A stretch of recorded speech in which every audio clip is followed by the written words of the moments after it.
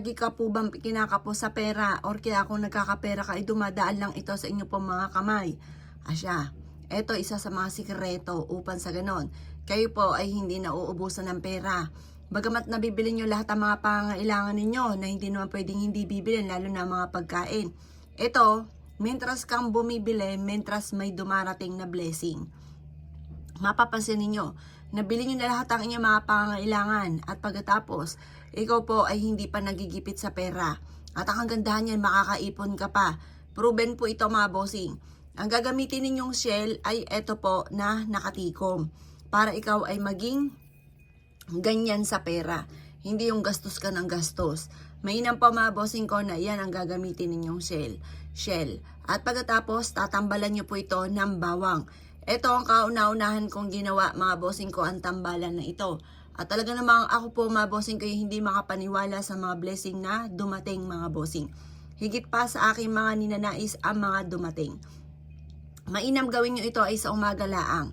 At pagkatapos ay mag-wish po kayo na kayo ay magkaroon ng maraming pera. At pagkatapos mga bossing ko, ito po ay ilalagay po ninyo sa inyo pong wallet. Pero syempre mga bossing ko, hindi tayo dito aasa. Kung nais ninyo ay maraming pera, kailangan ikaw po ay laging positive. Huwag ka mag-iisip ng nega. Kailangan ikaw po ay mga magaganda ang laging sasabihin. Kapag nag-isip ka ng nega po talaga ang mga nagaganap. Kaya kailangan iwaksi ang mga negatibo na isipin. Kailangan laging magaganda ang inyong sasabihin. At kailangan lalo nyong sisipagan, tiyaga-tiyaga lang po talaga po yan at makakamit nyo ang inyong ninanais. Kailangan lang natin ng pang-attract ng swerte at pantaboy ng malas kagaya nitong dalawang itong pinapakita ko. Shell po siya, shell, at ganun din po ang ating bawang. Perfect combination po ito para higit ka na maka-attract ng swerte, lalo na sa pera. Dapat lagi kang positive kasi pag ikaw ay naging nega at ikaw po'y gumagawa ng ganito, asahan nyo, nega talaga ang mga magaganap. Wa-effect po ito. Kahit ikaw ay masipag at matyaga, nega ka, lagi mo sinasabing wala kang pera, wala talagang pera ang darating sa inyo.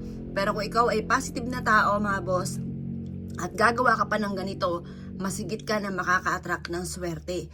Lalo mo sisipagan kapag gumagawa ka ng ganito. Kasi yung mga taong gumagawa ng ganito, masigit siya na nakaka-attract ng swerte. Lalo na sa pera. Kaya ako ikinaniwala at nais po itong gawin. Huwag ka na magpatumpik-tumpik pa. Very powerful po ito. Kayo mismo ay maa-amaze sa dami ng mga blessing na darating po sa inyo. Kaya ako ikinaniniwala at nais po itong gawin. Asya mga boss, good luck po sa ipo lahat.